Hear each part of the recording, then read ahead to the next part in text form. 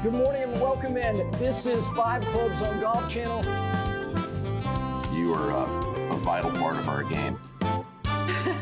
Thank you for having me on. All the way to the green. Woo! Boy, was that fun. I've always wanted to be on 5 Clubs. Thanks, Gary. Good morning. Welcome into 5 Clubs. Great to have you with us on this Tuesday morning, live on Golf Channel and PGA Tour Radio. That is Channel 92 on SiriusXM. I'm Gary Williams, and this program presented by Century Insurance.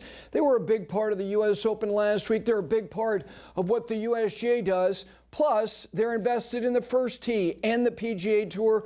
They will take it to Torrey Pines as the title sponsor at the beginning of 2027. And of course, right here at 5 Clubs, the business that they do is business insurance. The business we do is talking about this game and talking about the sport of professional golf. It's a big day, we think, for the PGA Tour. Let's get to your tee sheet, and we'll give you some of the details of what we're talking about. Change. It is constant. You've changed since yesterday. Probably not much, but it's always part of what life is, sports is.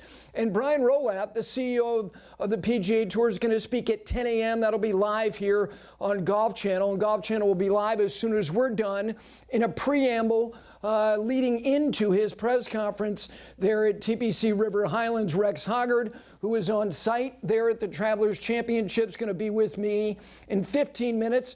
We'll get his idea of how much he gleaned from talking to players after what was a 5-hour meeting yesterday to vote on these, what we think are going to be substantive changes to the PGA Tour structure and their schedule and their tiering, all of it, and what to expect from it. Michael Bamberger from Golf Magazine, golf.com author.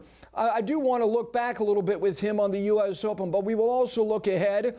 He's an old soul, but he's also somebody who can be progressive. What does he like about what he's hearing?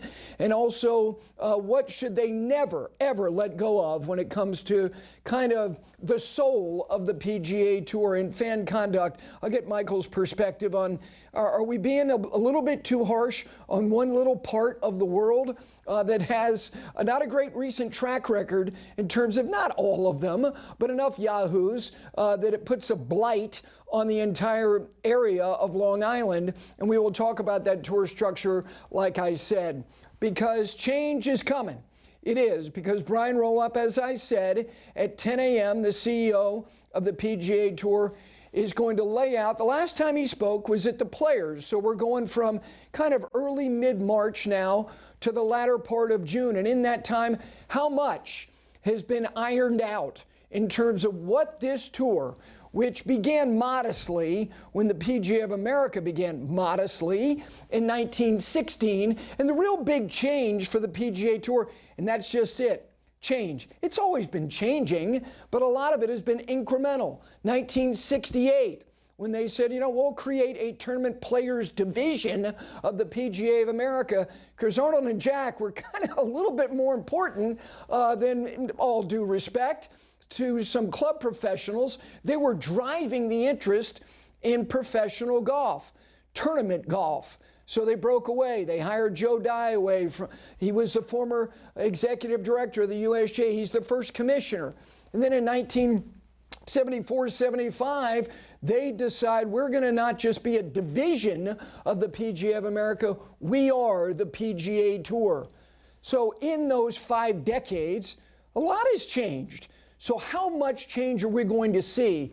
Because some things about this sport, and I've never had an identity crisis about the sport of professional golf, it's a narrow lane. Boy, it's a healthy one. And it's gotten a little bit wider because participation and demographics have shown that the interest in this game and the sport has broadened in the last 5 to 7 years. But there are some things that are analogous. For instance, a lot of people woke up this morning and the NBA, which hadn't played a basketball game in about a week and a half, is dominating the headlines.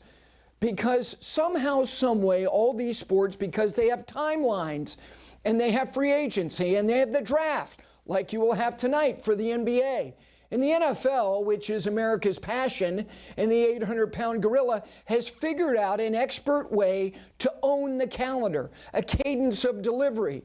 So how is the PGA Tour going to deliver the product? When will it start? When will it definitively end? Will we pine for it to return? I don't think anything should go away altogether, which gets me back to these other sports. Winter meetings, hot stove league, free agency, trades, schedule releases. How can the tour do that? That's why after Labor Day, you shouldn't just go away. That's when you globalize. Will we get some idea from Brian Rolapp of how that could be executed? And how domestically are you going to look? And track 1 and track 2, which there's no way that's sustainable. You can't sell that. How do they brand that? What is it called? Does the Korn Ferry Tour morph into something which kind of is a hybrid between, alternate events which run up against current signature events like we have this week at the Travelers? What do they call these things? And how do you get there? And let's get to a couple of the most important things. There are a lot of people who have bristled at the idea that this is really a meritocracy. And that is a word that Brian Rolapp has been comfortable using. Let's all be comfortable applying it. I love the word. It's a great word. But the word is only as good as the merits of the application of the word. True meritocracy requires a couple things, because one of the reasons why I'm enthralled by what men and women at the highest level do is that if you're not good enough, which you can be off just a little bit, and boy, you can look vulnerable, and that means you go home before the weekend. You can't have some high-level events that allow you the comfort and cushion and softness of, well, you weren't good for 2 days, but we're going to give you the weekend anyway. If you want to compensate them some stipend, that's fine. But there has to be jeopardy to not being good enough.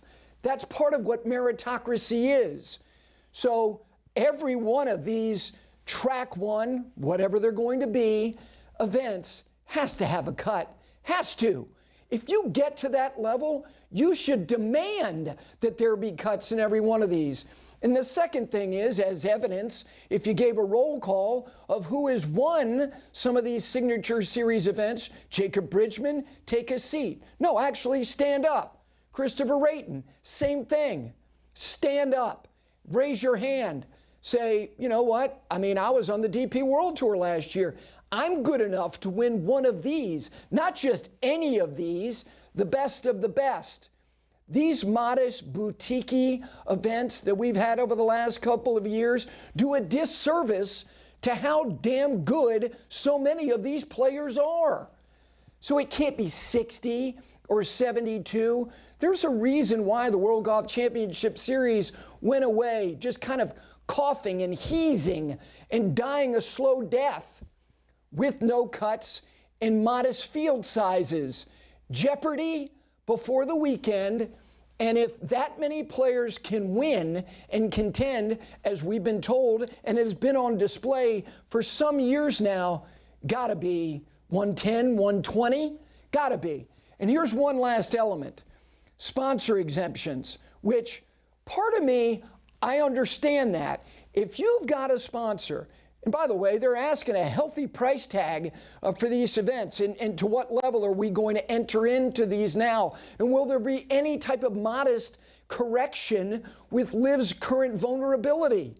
I don't know the answer to that. Maybe we'll find out here at 10 a.m. because he'll talk for a while, and then he's always been very comfortable taking every question that anybody can ask of him. This will last a while.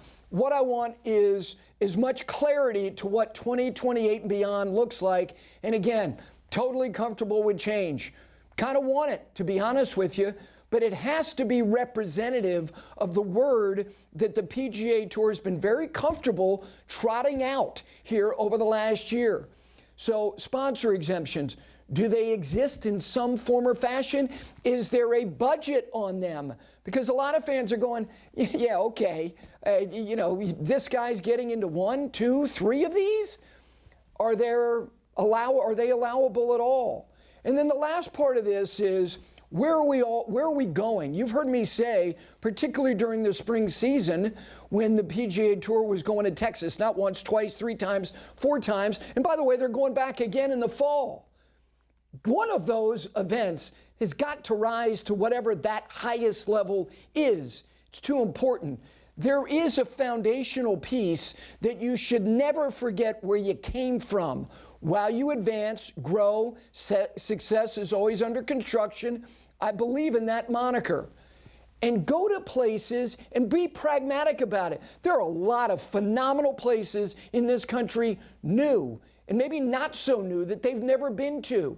And if you only ask of them to go there maybe once every 5 years, maybe they'll have the appetite to do it.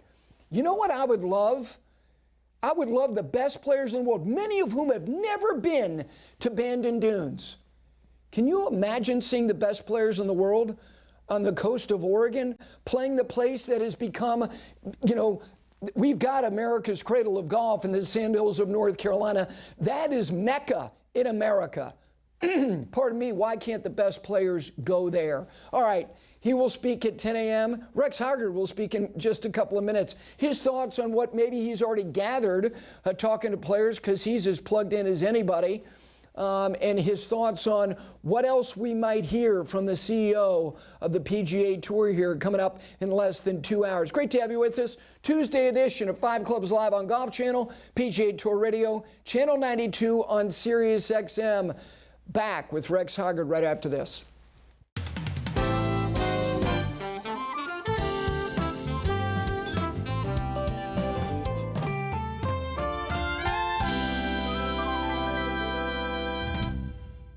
It's the preparation, the movements that become second nature. Precision matters. This is performance refined. Peter Millar. They've been doing it for 25 years. Luxury and performance refining just that. And it's not just everything you need on the golf course, it's everything else, from beautiful sport coats and dress shirts, swim trunks if you need them. It is Peter Millar and petermillar.com. He could have dove off the ferry yesterday, and he could have put on that nice outerwear that he's got on this morning. Embossed on his right shoulder, he is the insider himself, senior writer, golfchannel.com, reporter extraordinaire Rex Hoggard. Good morning. How was the ferry ride? That was lovely. Myself and Ryan Labder, my colleague, we woke up early from our house in Southampton, got on the ferry, went across. It's an easy trip, and we sat on the deck, had coffee, breakfast sandwiches. Perfect way to start the week. You should have done the pod, the Rex and Ryan pod from the ferry. We had to finish that up Sunday night. So, yeah, that's a great idea next time around. All right. Maybe on the Monterey Peninsula next year. All right. Let me ask you about the sponsorship part of this, because up until now, I think Brian he's a very good presenter. He's willing to field every question. The substantive part of this to me is how many current sponsors are committed and how many new sponsors have been identified, especially for whatever track one is going to be called. Do you think we'll get any of that today?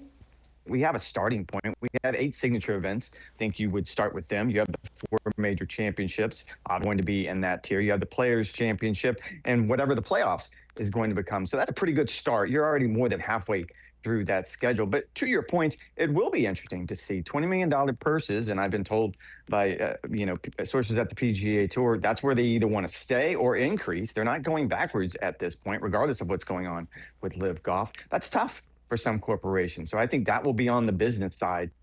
As far as field size cuts, we have it currently is the field sizes are boutique, they're modest, but we have a couple of these signature series events, Jack, Arnold, Tigers events structured that way. Do we expect that the field sizes, they will be concrete in saying that there will be at least 100 players and that all of them are going to have cuts?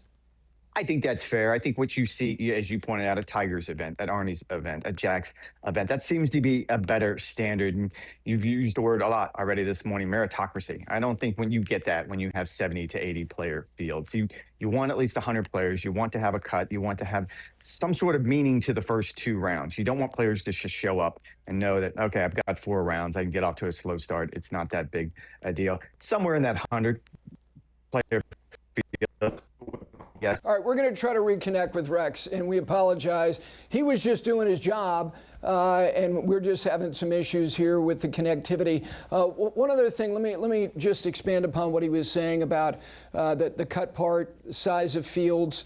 That gets to how do you truly have elevation and relegation, which is, I think, if they're going to drive this model, that's where they have to be able to pull not people who are watching this network on an everyday basis. You're totally invested in watching the sport of professional golf. You watch Golf's Longest Day.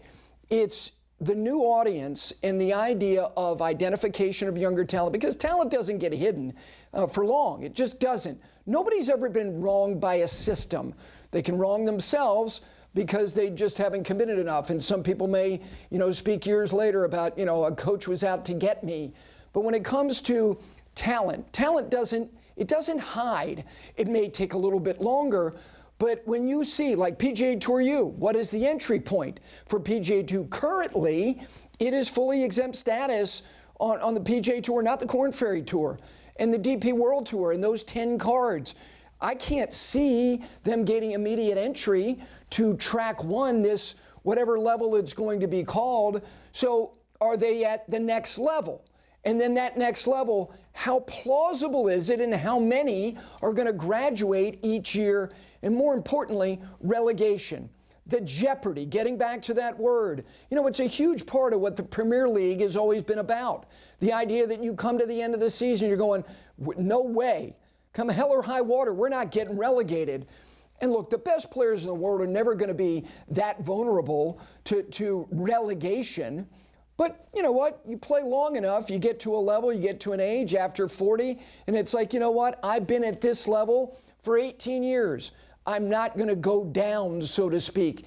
And how do you promote that and market that? And here's one other thing, if we do or do not get Rex back or not, is when you have these two tracks, when you have both of them and they're competing concurrently and simultaneously, do they always have to be? Why can't you, like these other sports do, which play the NFL, do they take any days off? Major League Baseball, it's wallpaper, it's every day. So is the NBA. Does it all have to be Thursday to Sunday? Why wouldn't you stagger it, get people to know the younger talent, or maybe older talent that's had to go down for a spell? And why not conclude those events either a day early, or play them early in the day and lead right in to the next level so that you own the day? I would not just confine my competitions to Thursday to Sunday. Carve out time where your cadence of delivery is that one of these, like track 2, will end on Saturdays. Have those storylines to talk about and be part of the broadcast of whatever track 1 is called. There's so many elements to this that I'm certain they're going to talk about today. Sorry for the technical issues with Rex. Whether we get him back or not, we always appreciate his time. Michael Bamberger is going to join me in a little bit. It is a Tuesday live here. Golf Channel, PGA Tour Radio, Channel 92 on SiriusXM. Back right after this.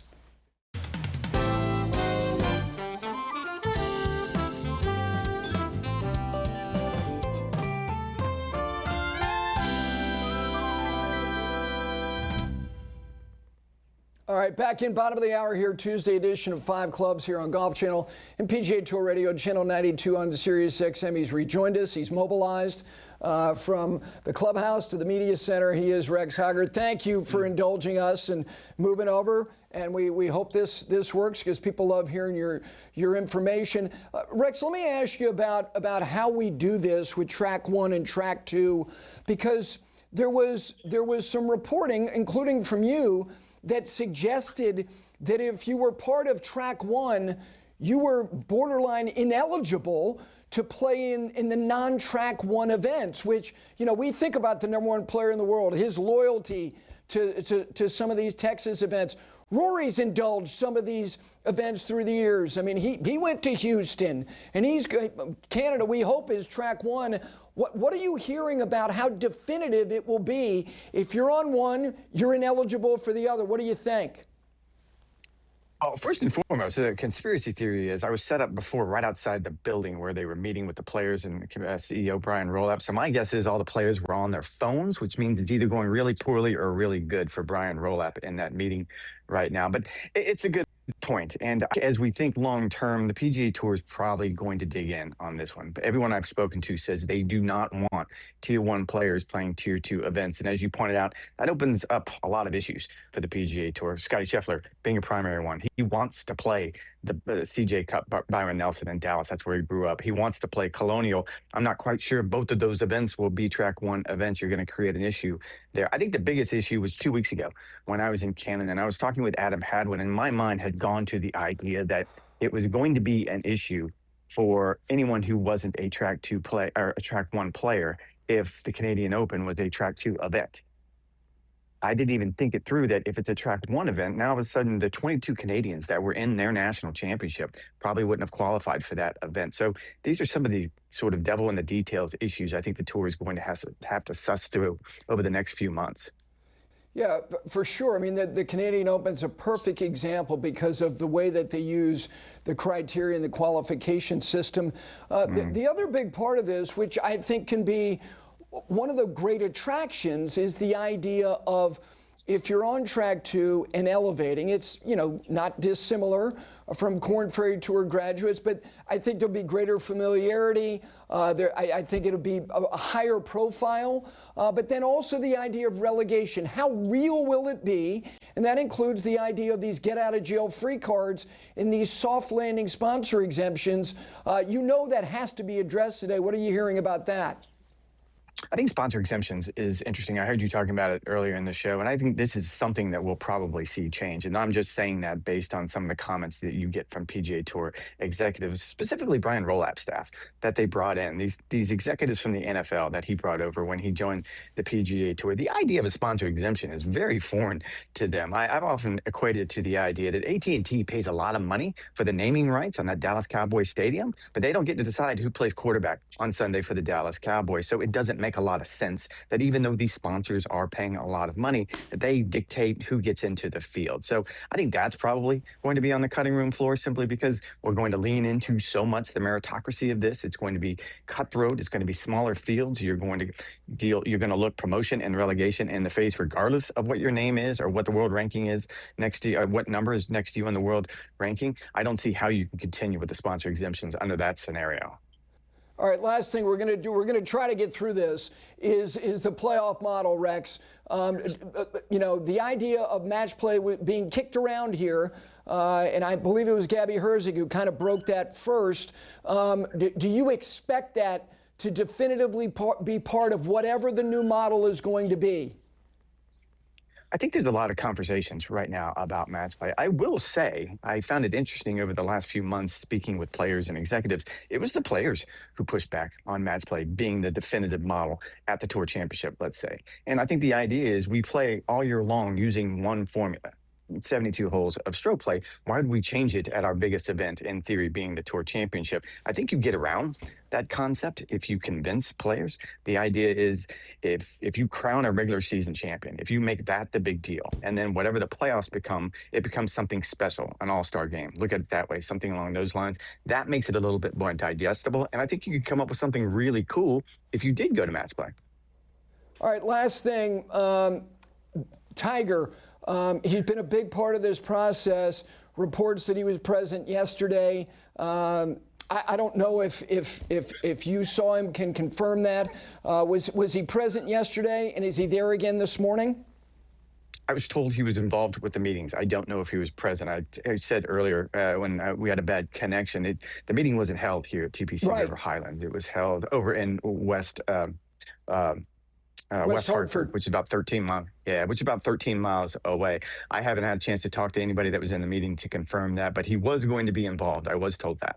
Okay. Rex, thank you so much. Know that you were just doing the best you could. Just had a few little connection issues. Appreciate everybody's patience with that. Senior writer, reporter, co-host, the Rex and Ryan podcast. You can watch that every Monday, 9 a.m. Eastern here on Golf Channel. All right, we're going to take a break. When we continue, Michael Bamberger one of the great writers in all of sports, and he has devoted his career to writing about the game of golf. Author and contributor to Golf Magazine, golf.com, his thoughts on not only this subject matter, but some reflections as well. I saw him at the U.S. Open. He will join me next here live on a Tuesday on Golf Channel and PGA Tour Radio, Channel 92 on SiriusXM.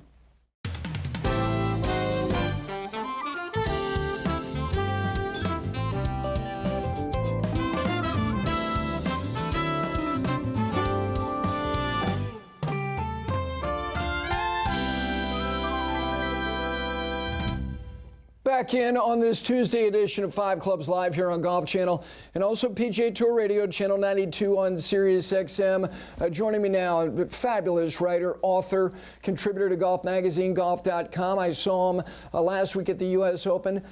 He was in a lengthy, enthralling discussion with Andy North, a two-time U.S. Open champion, and he may have mined some nugget from him that you'll hear about in a week or 5 years from now, because that's what he does. He's Michael Bamberger. Good morning. I do. I tuck it away. Did you see the windmill over your right shoulder lighted at night last week? I did. And you know, Michael, I've got some pictures. I took this photograph, that photograph of the windmill there at National Golf Links is a photo I took, and there's a couple more in here. I thought, let's start right there.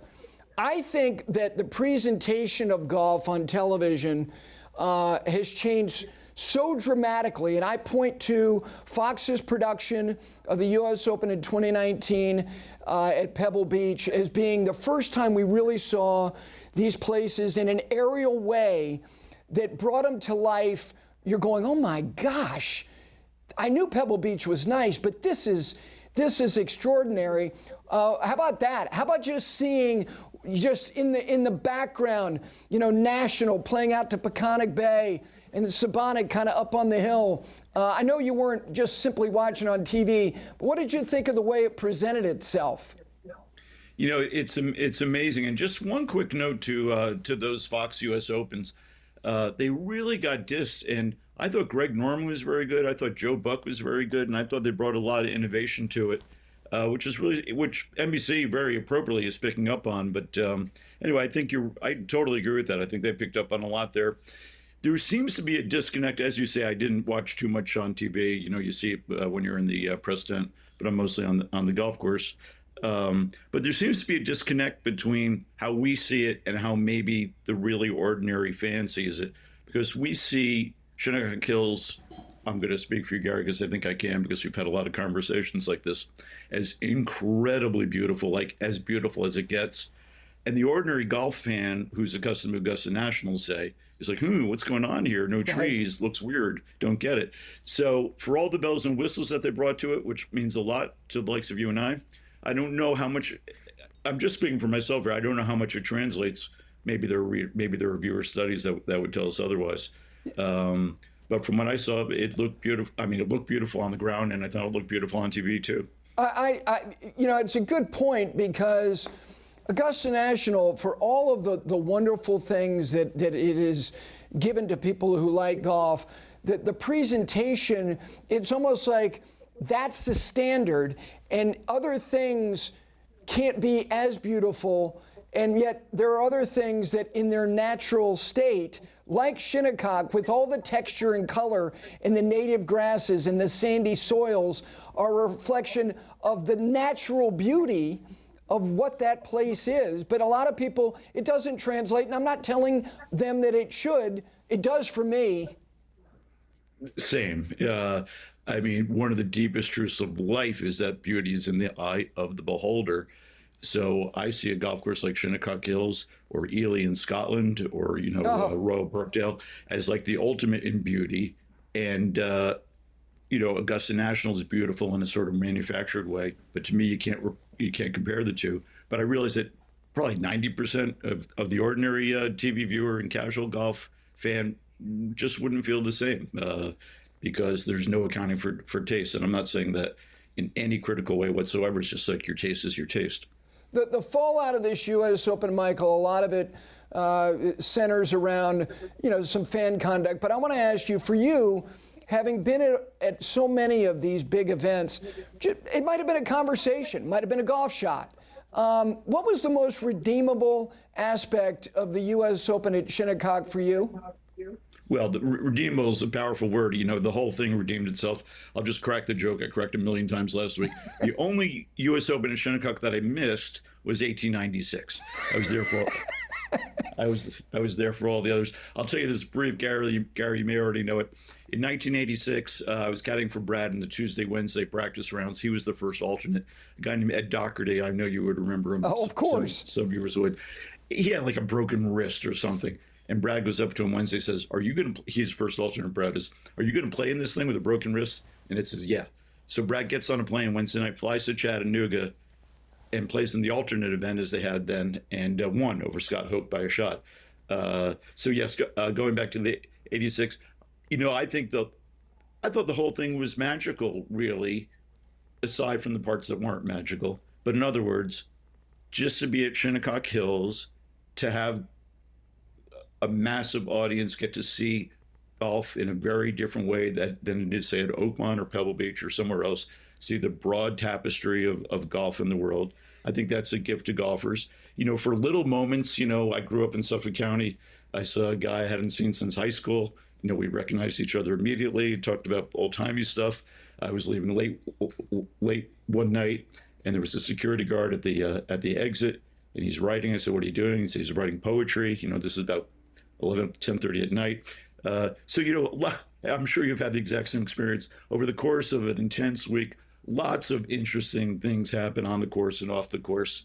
You know, the exchange between Wyndham Clark and his dad, between Sam Burns and his family. There's so many emotional, dynamic things that happen, especially in our national championship, especially for an American golfer. And just very briefly on that point, too long-winded, sorry, but Raymond Floyd, 1986, tough man, 43 years old, son of a club pro, grew up in Fort Bragg, and crying in victory. And like, I didn't know he had that. You know, I was only 26 at the time, but I didn't know he had that move.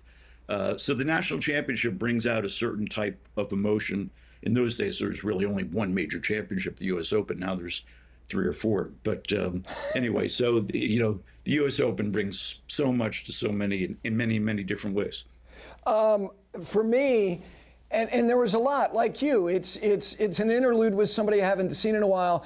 I actually walked during a practice round, and Tommy Fleetwood was playing alongside Justin Rose, Rory McIlroy, and I went up to one of the guys who was a law enforcement police officer who was part of the security detail, and I asked him if he played golf, and he started to explain to me that he was assigned to Tommy Fleetwood for the Ryder Cup. He's a Suffolk County police officer, and he said, "I got the assignment again," and he started to tell me, you know, what a prince he is. And not that I don't know that he's a delightful guy, but just think about that. This is a guy who got into law enforcement, grew up on Long Island, and here he is introducing his young kids who like golf, just like he does, to one of the best players and one who's not from here. And now he has this modest kinship with Tommy Fleetwood.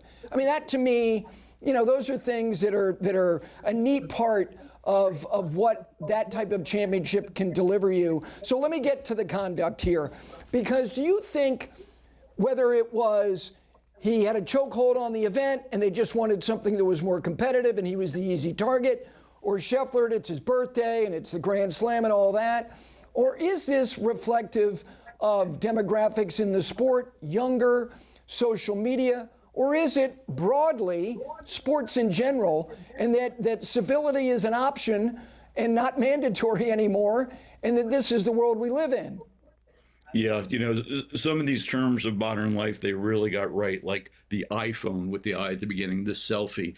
So the self-absorbed individual who thinks that he or she or they need to be the star of any show or a participant in any show is part of modern culture. And it shows up in golf. Unfortunately, we saw it at Bethpage. We saw it last week at Shinnecock Hills in wildly inappropriate ways. I mean, golf really should be, I'm not trying to sound like a fuddy-duddy person here, but I really do believe this. Just watch the golf tournament and respond as we always have, that applaud good shots and sit on your hand for the poor ones. Jones wrote it best in his guide to spectators when you go to Augusta National. I've said this a million times, Gary. I know you feel the same way. Golf changes, golf evolves, as all things do. But golf has fundamental core values that really should be resistant to change, just like 72 holes. It has held up as a standard forever.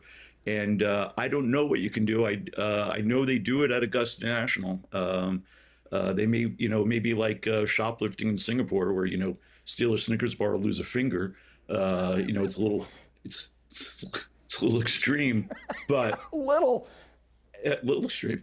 And I think we should point out too that it's a very tiny number of very vocal people, but it really is a shame. It really degrades the game. It's really not the core of the fan experience. And really going to a golf tournament should be another opportunity for you to really show yourself to understand true golf values by acting like a lady. By the way, there are no ladies. There are no women who are shouting that stuff. It's all men. So let's just say it this way.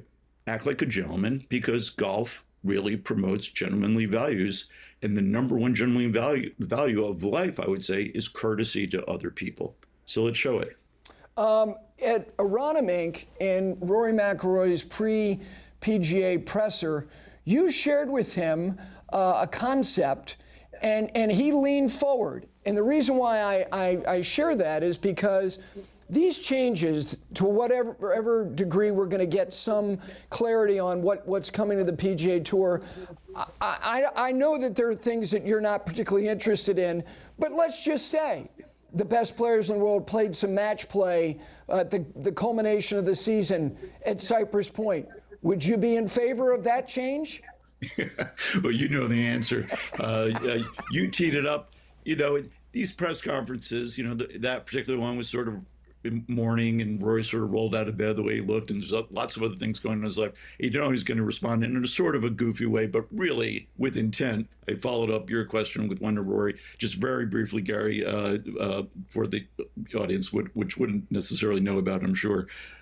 My idea is make the PGA Championship the first major of the year, play 54 holes at Pebble Beach. The medalist of that is the AT&T winner, gets a nice medal. Bing Crosby, the top 16 go to match play, and they play Saturday morning, Saturday afternoon, Sunday morning, Sunday afternoon. The guy who goes 4-0 is your PGA champion winner. And Rory took this all in and said, yeah, first of all, I'd love to play more at, who wouldn't, at Cypress Point. And secondly, there should be more match play. So you noted that Gabby Herzig broke the story of more match play, or the season-ending match play. With all due respect to Gabby, is terrific. As far as I know, Rory broke it because he started talking about bringing more match play into golf. And I heard what you're saying with Rex, and that was very interesting. We play all this one format. But I don't know. I think you can mix it up because golf mixes it up. Real life golf is more match play than stroke play. And if you're trying to make things relevant to an ordinary golfer, why not have more match play? The Ryder Cup is the one event that breaks through along with the Masters. Is match play, and is wildly popular. So why not more match play? How do you feel about it, Gary? No, I'd like to see it, and I don't, it's kind of like, playoffs in other sports. We know who the best team was in the regular season, and I can make that clear distinction, and the playoffs are just that. It's a crapshoot, and I have no problem if all of a sudden a format that is not utilized during the regular season is applied during this postseason little sprint or whatever it is. Absolutely. I'd love to see it, particularly there. Before I let you go, it's been almost 10 years since Arnold left us. Wow. And you spent an ample amount of time with him through the decades, and he was a central figure when these players broke away and created this, tournament players division in the late 60s. He was the one who stood up primarily to Greg Norman when it was like, wait a second, what do you think you're doing? And he shut it down. What did he like most about the tour toward the end of his life? Well, I think you like the fact that it was played by people, by and large, 99% of all tour players, by the exact same values that he recognized. And, Arnold, this is weird to say, and this is hyperbolic, But Arnold was Bryson in his own way. In other words, Hogan looked at Arnold and said, "What's this fella doing? I don't get it." And when Bryson beefed up and started playing that way, there were players who sort of thought the same thing. But I think Arnold would be. I'm sure Arnold, by the end of his career, in getting near the end of his life, was proud that this thing that he made a massive contribution to was still thriving in every way. And after his death, I would talk often occasionally to his grandson about this. This is Peg Palmer's son, Will Weirs, that Arnold would want to see the best players in the world in one place more often. And he wouldn't care about why Bryson DeChambeau is not playing the Bay Hill tournament. He just would want him at Bay Hill. So, as you well know, Arnold saw the big picture like nobody's business. That's part of why he was so successful in founding the Golf Channel and all those other businesses. And I think he would welcome the chance to have these live players come back to the PGA Tour for the betterment of the game. You mentioned about he just wants him at Bay Hill. I don't know if you remember this, and this was kind of, social media was modestly making an impact at this time. And I had him in studio, and this was when Rory had ascended to #1 in the world in March of 2012. He didn't go to Bay Hill. And then the following year, he didn't go to Bay Hill again. And I was sitting with Arnold, and this was on camera. And I said, do you think he'll come to Bay Hill? He said, I hope so. And if he doesn't, I'm going to break his arm. And he meant it in a way. I mean, he meant it, not literally, but figuratively, like, hey, come on now. And he eventually did. And I'm glad that they had some time before his passing. Gary, can I make one really quick note that dovetails what you just said? I'm sure you know this. Some of the listeners wouldn't. Ricky Fowler, played Bay Hill, loved Arnold. 1 year didn't play, drove up from Jupiter to tell Arnold in person that he was going to play, and Arnold appreciated that. I think that was very near the end of Arnold's life. The only reason I mention that is Arnold did the small things incredibly well. And the most important of these small things in all of life, I would say, is how you connect with another human being. So to answer, to dovetail or to go farther, deeper on your previous question, I think Arnold would be disappointed in the disconnect, and social media is part of it, from the player to the ordinary fan, because Arnold was so good at it. And if you think about that one little thing, not so little, of Ricky Fowler driving from Jupiter to Bay Hill to tell Arnold in person, multiply that by 1,000. That's really how these PGA Tour players should conduct themselves for any number of reasons, one of which is the public is making your lives possible. If you forget that for a minute, you really can lose your way. Michael, I always appreciate the time. I hope you get a walk in the park today. The most illuminating thing you shared today is that Brad Faxon won a Track 2 event in Chattanooga. Yeah. That's just for you. He wasn't relegated or whatever. Yeah, well, we're going to save that conversation for another day. All right, we got to let Michael go. Gary, thank you. Such a wonderful asset in terms of how he looks at the game and, more importantly, writes and shares about the game. Tomorrow, we will be an hour earlier. Early tea time for us, 7 a.m. Eastern time. Gabby Herzig from The Athletic, Ryan Lavner from Golf Channel, golfchannel.com, both with me to react to whatever news we're going to get here. And again, a reminder, coming up here just in a couple of minutes, Golf Channel will continue live with kind of a precursor and preview to the press conference that Brian Rolapp will have at 10 a.m., which will also be carried live here on Golf Channel. He will not only speak to the media, but will also take questions. Last little note, because after major championships, the winner goes on and does whatever he did. You know what? Chris Gotterup did the best thing anybody did after the U.S. Open, took a boat over to Fisher's Island. That's how you decompress after a U.S. Open. We'll see you tomorrow, folks, 7 a.m.